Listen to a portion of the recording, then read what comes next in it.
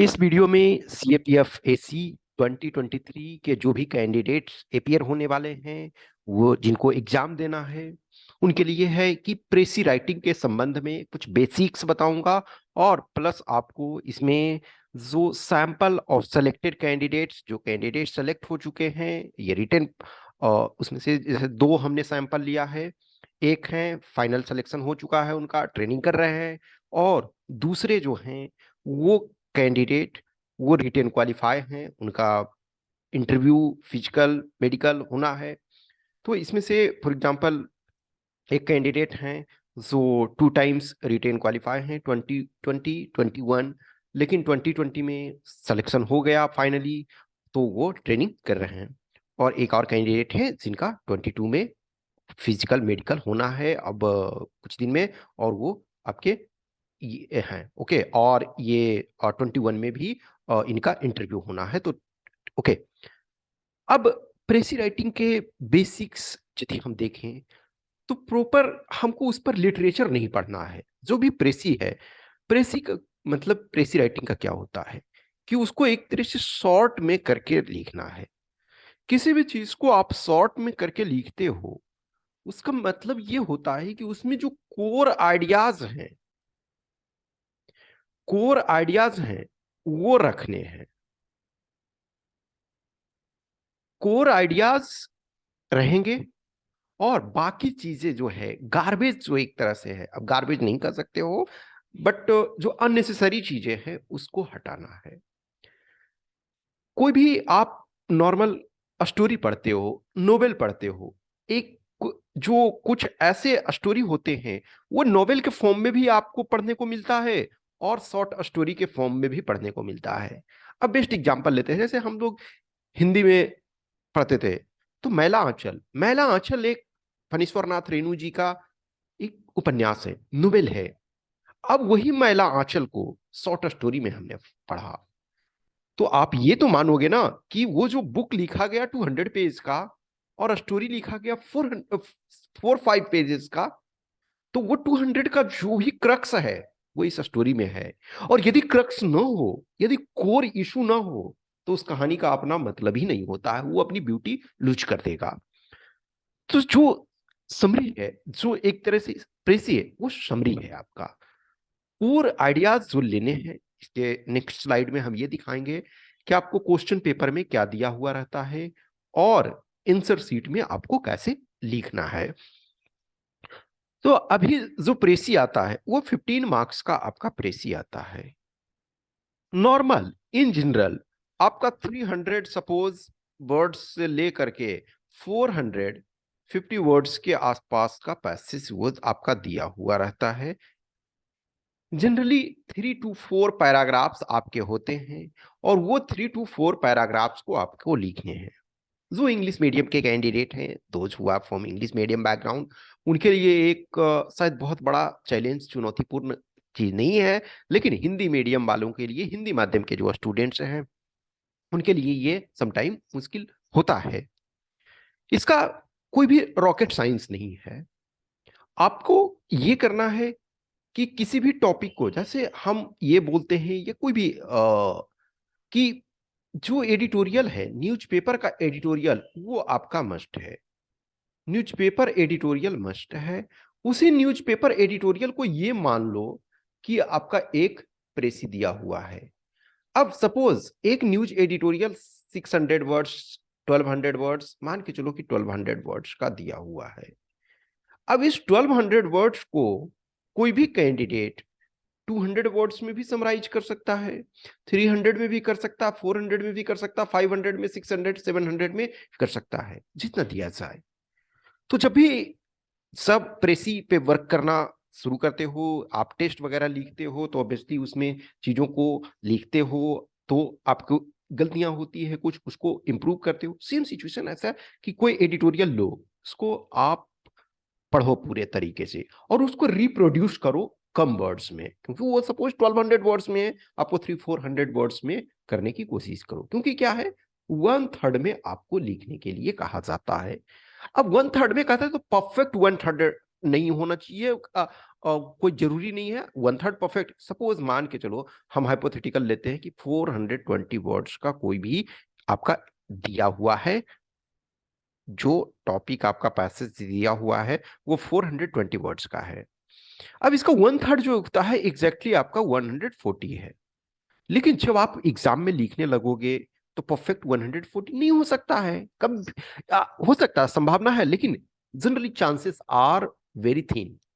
अब हम suppose laptop पे टाइप करके हम उस पर मल्टीपल टाइम में उसको एडिट करते करते करते 140 ला सकते हैं, ऑब्वियसली ला सकते हैं, हर कोई ला सकते हैं। आप खुद उसी चीज के लिए अनलिमिटेड टाइम दे दिया जाए, आप उसके कोर इशू को रखते हुए भी आप एग्जैक्ट 1/3 वर्ड्स में लिख सकते हो। लेकिन एग्जाम में आपके पास इतना टाइम भी नहीं होता है, और एक और चुनौती क्या है कि बॉक्स फॉर्म में आपको लिखना है। तो नॉर्मली इसमें यही ध्यान रखो, किसी भी चीज को जब आप पढ़ते हो तो कोर आइडिया को शामिल करो। ये बॉक्स में आपको लिखना होता है 5, आपके एक लाइन में आपके 5 वर्ड्स दिए हुए रहते हैं। तो ये भी हम दिखाएंगे कि ये जो एक्चुअल क्वेश्चन पेपर और एक्चुअल आंसर शीट में जो क्वेश्चन कम आंसर बुकलेट में आपका जो होता है वो उसको भी हम दिखेंगे। तो कोई भी टॉपिक को लो, उसको दो तरीका है। एक तरीका क्या है कि आप वंस आपकी समझ अच्छी है, प्रॉपर अंडरस्टैंडिंग है, तो आप प्रॉपर तरीका से एक बार पढ़े और पढ़ करके लिखना स्टार्ट कर दीजिए। वो जिनका बहुत अच्छा प्रैक्टिस है, जिनकी बहुत अच्छी समझ है। जो नोवाइस हैं, जो स्टार्ट कर रहे हैं, जिनको कंफर्ट नहीं है, हिंदी मीडियम वाले हैं और इंग्लिश उतना अच्छा नहीं है, तो सबसे पहली बात है एक बार आप ओवरव्यू ले लो कि एक्चुअल में ये कहना क्या चाह रहा है। और कुछ कीवर्ड्स वगैरह हैं उसको आप अंडरलाइन कर सकते हो। उसको आप अपना पेंसिल या जो भी है, एग्जाम हॉल में अब पेन ही इट्स बेटर, पेंसिल की कोई जरूरत भी नहीं है, तो उसको अंडरलाइन कर लो। अब आपके पास लेट से कि 4 पैराग्राफ हैं। अब हर पैराग्राफ को पूरी पैसेज सपोज 420 वर्ड्स के हैं, उसकी जो समरी एक साथ याद रखना शायद आपके बस में नहीं हो सकता है। यदि आपका चीजें उतनी अच्छी नहीं है, इंग्लिश पे उस लेवल का पकड़ नहीं है, तो उतना आप नहीं रख सकते हो। लेकिन अब उसको यदि आप पैराग्राफ वाइज डिवाइड है, वो ऑलरेडी वो डिवाइडेड है, 4 पैराग्राफ है, तो रफली क्या क्या है, 105 वर्ड्स पढ़ रहे हैं। 105 वर्ड्स का क्या है 35, जो भी 35 से 40 आप कर सकते हो उसमें। तो 105 वर्ड्स के समरी को ध्यान रखना आसान है। आप उसको समझो, उसको करो और फिर उसको प्रोड्यूस करो, तो ये कर सकते हो। जो आपके क्वेश्चन पेपर में ये फर्स्ट पार्ट जो ये है, क्वेश्चन पेपर में ये लिखा हुआ रहता है। क्वेश्चन नंबर 4 ये है कि attempt a precis of the given passage in 1/3 of its length. जितने वर्ड्स दिए हुए हैं उसके 1/3 में लिखना है। Do not suggest a title. कुछ एग्जाम में जैसे आप यूपीपीसीएस दोगे तो उसमें जो मेंस लिखते हैं, तो जो हिंदी वाला पेपर होता है उसमें हिंदी में आपका प्रेसी राइटिंग लिखना होता, तो उसमें एक टाइटल भी दिया हुआ रहता है। टाइटल का भी मार्क होता है, 5 मार्क्स होते हैं टाइटल के सपोज। लेकिन यहाँ आपको ये जो है टाइटल सजेस्ट नहीं करना है, हेडिंग सजेस्ट नहीं करना है, शीर्षक सजेस्ट नहीं करना है। नेक्स्ट पढ़ो, write as far as possible in your own words. Why it is writing. अब ये दीदी देखो, सिंपली ये लिख सकते थे कि write in your own words. Why they are writing extra stuffs, इस वजह से कि एज फार एज पॉसिबल, इसका मतलब ये है कुछ वर्ड्स ऐसे हैं, कुछ पार्ट ऐसे हैं, कुछ कंपोनेंट ऐसे हैं जिसको आप एज सच प्रोड्यूस कर सकते हो। तो अब यदि ऐसा नहीं प्रोड्यूस करोगे, उसको भी अपने लैंग्वेज में लिखोगे, तो शायद उसकी ब्यूटी बिगड़ जाएगी। तो किसी भी चीज को ब्यूटी को न बिगड़े, तो इस वजह से लिखा हुआ कि as far as possible in your own words, कि जहां तक संभव हो अपने शब्दों में लिखे। अब जो कुछ कंपोनेंट संभव नहीं है उसको यदि अपने टर्म्स में करने की कोशिश करते हो तो उसकी ब्यूटी बिगड़ जाएगी। तो उसको एज सच आप प्रोड्यूस कर सकते हो।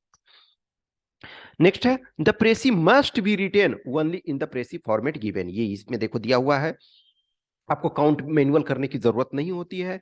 आपके एक लाइन में 5 वर्ड्स दिए हुए हैं, फिर देखो ये आपका 10 20 इसी ढंग से आपका चलते रहेगा। तो ये आपका क्वेश्चन पेपर में रहेगा।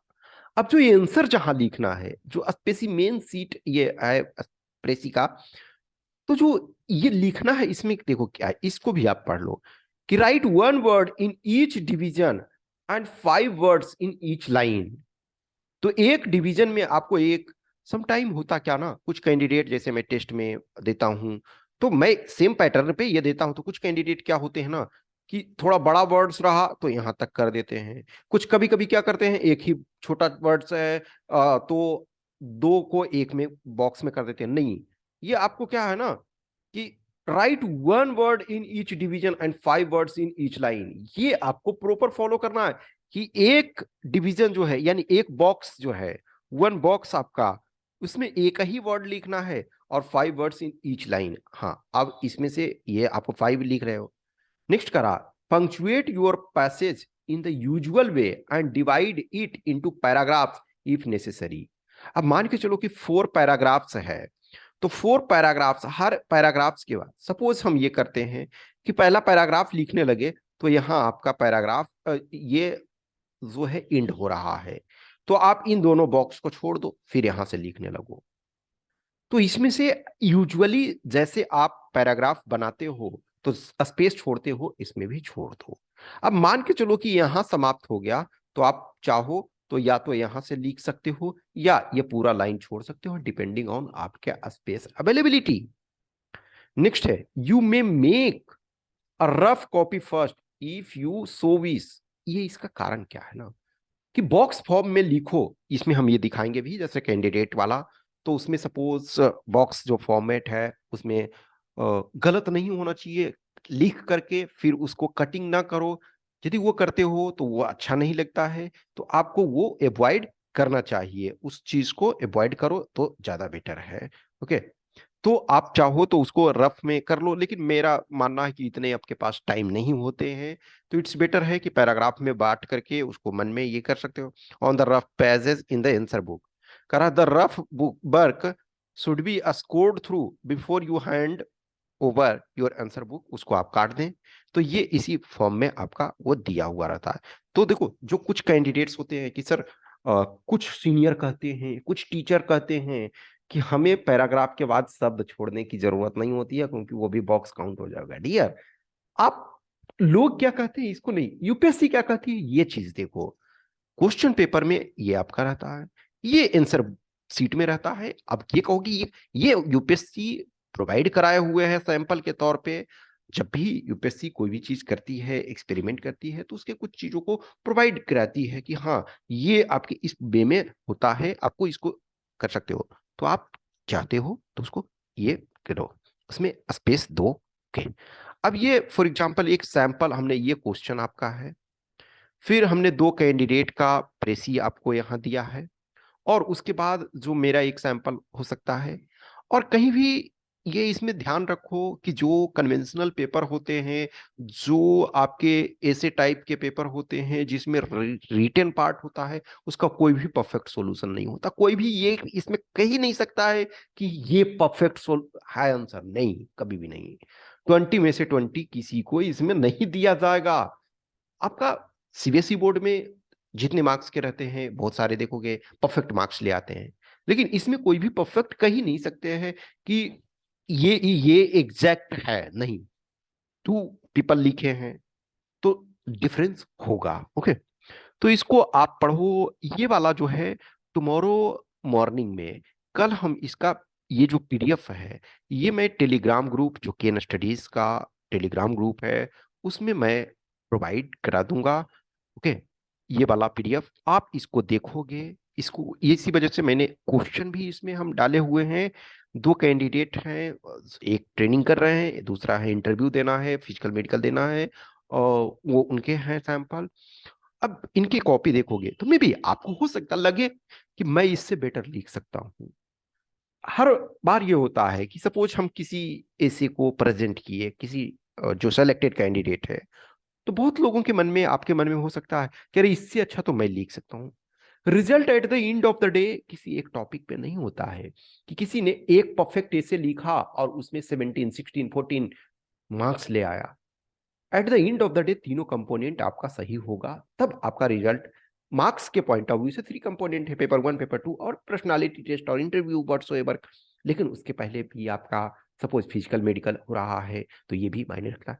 तो ये इसमें से 2 कैंडिडेट का सैंपल देखोगे और उसके बाद एक जो हमारा सैंपल सॉल्यूशन आप मेरे से बेटर लिख सकते हो। मैं ऐसा नहीं कभी नहीं कहता हूं कि मैं अच्छा लिख रहा हूं, मैं एक एज ए रेफरेंस के पॉइंट ऑफ व्यू से ये बता रहा हूं।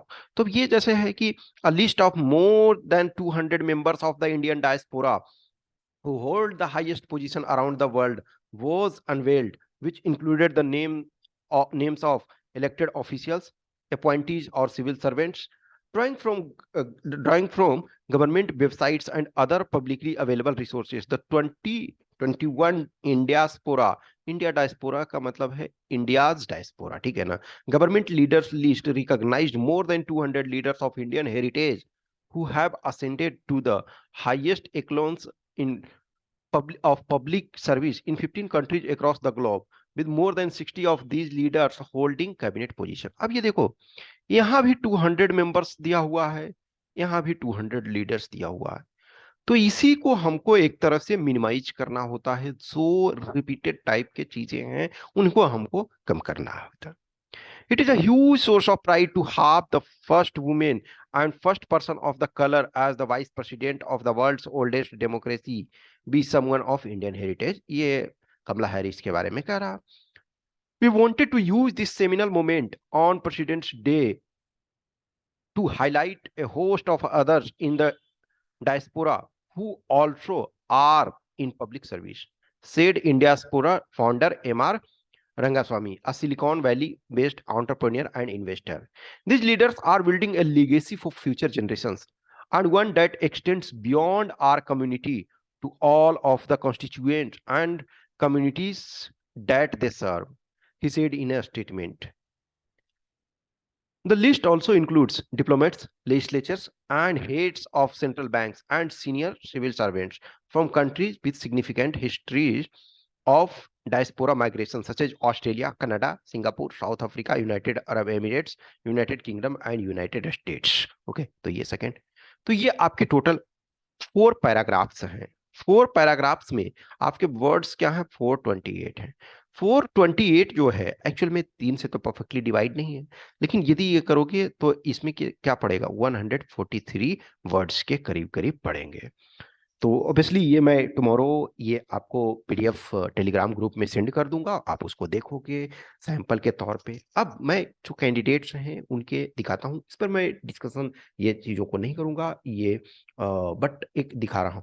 आप देखो इसमें से ये कैंडिडेट का जो पैराग्राफ आपको बनाए हैं, तो अब सपोज ये फर्स्ट जो पैराग्राफ इसमें से लिख रहे थे, तो ये देखो यहाँ इंड हो रहा, तो इस लाइन में 4 बॉक्स है, इसको इन्होंने छोड़ दिया। फिर आपका ये नेक्स्ट लिखने लगे। इस पूरे पेज में देखो एक भी कटिंग नहीं किया हुआ है, जो भी आप देख रहे हो ये सारे के सारे प्रॉपर में है। अब नेक्स्ट देखो, ये पैराग्राफ यहाँ इंड हो रहा था, ओके सॉरी, एक यहाँ ये इंड हो रहा, दूसरा पैराग्राफ आपका यहाँ इंड हो रहा है, तो यहाँ 4 बॉक्स इन्होंने छोड़ा। तीसरा पैराग्राफ में है यहाँ इंड हो रहा, तो 2 बॉक्स इन्होंने छोड़ा। तो ये 4 पैराग्राफ इन्होंने बनाया। ये वर्ड्स काउंट ये दिए हुए हैं। अब देखो यहाँ इन्होंने कम वर्ड्स लिखे हैं, इनफैक्ट ये यदि देखा जाए तो 136 देखो यहाँ तक आता है, होना चाहिए 143, तो 136 आ रहा, लेकिन इसमें से 2 ये इधर माइनस करो, 4 इधर माइनस करो और 4, तो यानी कि 10 इसमें माइनस करो, तो ये 136 सॉरी सॉरी सॉरी नहीं 136 नहीं 131, तो 131 में आप 10 माइनस करो तो 121 वर्ड्स, तो लेस वर्ड्स इन्होंने लिखे हैं। ओके, लेकिन जो भी है ये कटिंग वगैरह नहीं है, ये आपका सही है, देखने में भी ठीक लग रहा है, राइटिंग भी सही है। अब ये दूसरे कैंडिडेट का देखो, तो इसमें भी देखो इस पेज में कटिंग नहीं है, लेकिन नेक्स्ट पेज में देखोगे, अब ये फॉर एग्जांपल इनका देखो यहाँ इंड हो रहा है, तो यहाँ इंड हो रहा है, तो देखो ये 1 बॉक्स छोड़े, लेकिन आपके पास स्पेस होता है तो आप 2-3 बॉक्स छोड़ सकते हो, या चाहो तो पूरे लाइन छोड़ सकते हो। तो यहाँ फॉर एग्जांपल पैराग्राफ जब इंड हो रहा तो इन्होंने बॉक्स छोड़ा। अब ये देखो, यहाँ फर्स्ट में स्टार्ट ये हो रहा है, तो इन्होंने पूरा एक्चुअली अब इनको चाहिए था यहाँ से ही लिखना, ठीक है, तो दैट्स द थिंग। लेकिन अदरवाइज कोई ये प्रॉब्लम नहीं है। अब इसमें से देखो, ये कटिंग जो ये कर दिए, तो ये नहीं होना चाहिए, अदरवाइज चलो टॉलरेबल, क्योंकि कोई परफेक्ट सॉल्यूशन तो है नहीं ना। तो परफेक्ट ये नहीं है, उसमें से आपको कोशिश ये करना चाहिए कि ये जो है पूरे पैसेज है उसमें अपने लेवल से कटिंग ना हो, ग्रामेटिकल पॉइंट ऑफ व्यू से ये आपका सेंटेंस जो है करेक्ट होना चाहिए, ग्रामेटिकली वो हर सेंटेंस जो है वो अपना मीनिंग देना चाहिए।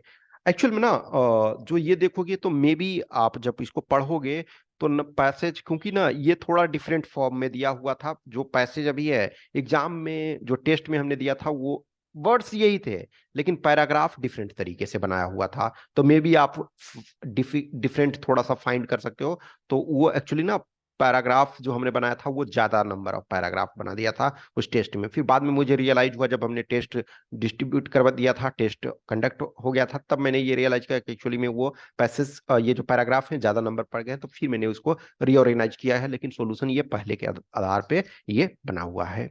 तो ये आप देखोगे कि ऑलमोस्ट जो भी है इसमें थोड़ा सा इनको कटिंग यहाँ हुआ, अदरवाइज ठीक है। अब ये एक सैंपल के तौर पे ये आपका सॉल्यूशन जो मैंने दिया है, तो आप उसको देखो, उसको कर सकते हो, उसको ऑब्वियसली ये वाला कल आपको मिलेगा।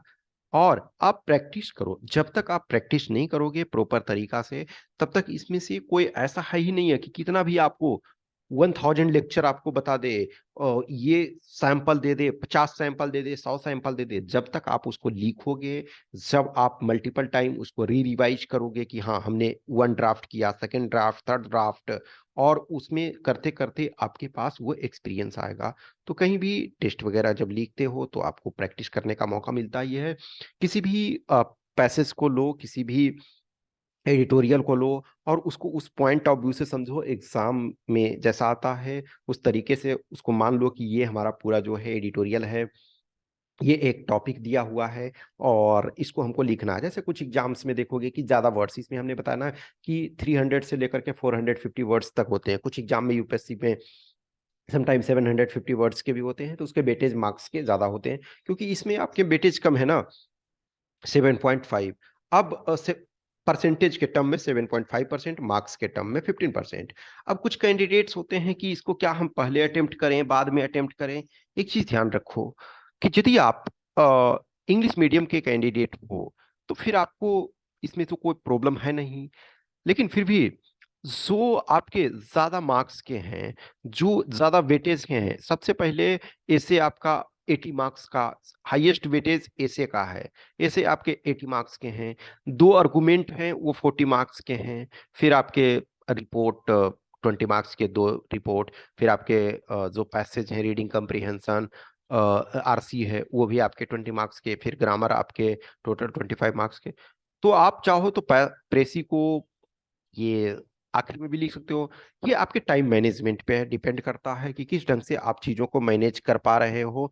आप यदि सही से मैनेज कर पा रहे हो, टाइम को अच्छे तरीके से मैनेज कर पा रहे हो, एक्स्ट्रा टाइम है तो आप अच्छे तरीके से लिखो। अब यदि आपके पास लगता है कि टाइम कम पड़ रहा है तो इसको आखिरी के तौर पे रख सकते हो, तो ठीक है हमें कम मार्क्स मिलेगा, वो और क्या कर सकते हैं। लेकिन अभी से जो भी है उसको करने की कोशिश करो, समरी को आप अपने देखो, और ये देखो कि जो कोर आइडियाज हैं, जो टॉपिक्स हैं, वो आ गए या नहीं, और एज फार एज पॉसिबल वो अपने वर्ड्स में लिखने की कोशिश करना। कुछ क्वेश्चंस क्यूरी डाउट्स होता है तो कमेंट में कमेंट करो, या फिर हमें आप पर्सनल भी मैसेज कर सकते हो। जिनको भी टेस्ट ऑलरेडी स्टार्ट हो चुका है, जिनको भी टेस्ट लिखना है वो आप लिखने की कोशिश करो। जब तक आप लिखोगे नहीं तब तक पॉसिबल नहीं हो सकता है, तब तक आप इम्प्रूवमेंट नहीं हो सकता है। जब लिखोगे, गलतियां होगी, तभी आप उसको समझ पाओगे। Okay, thank you.